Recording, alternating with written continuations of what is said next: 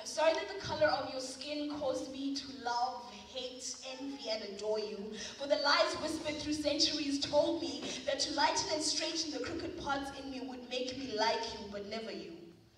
I'm sorry I assumed that you are an heir of a legacy of men and women who created a system of separation and apartness that makes me love, hate, envy, and adore you.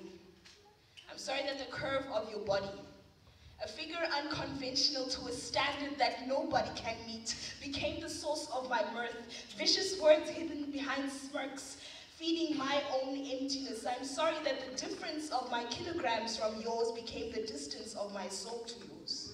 And listening to you try to master a language that mastered your ancestors, I'm sorry I assumed that a broken tongue meant a broken mind, because even when you spoke with the fluidity of eloquence, I was still not satisfied, accused you of rootlessness and mimicry and betraying a past that you had left behind.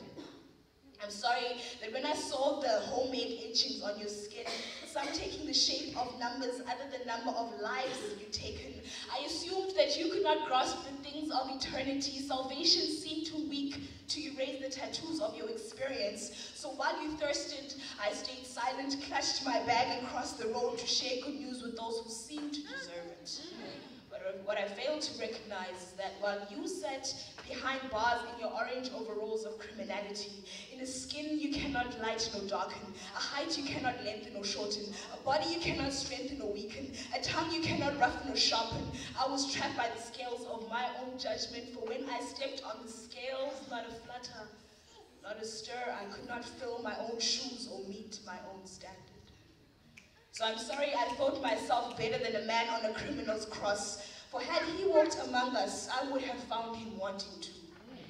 So I'm sorry that I ever judged you with anything but the value that the King of Heaven placed on you.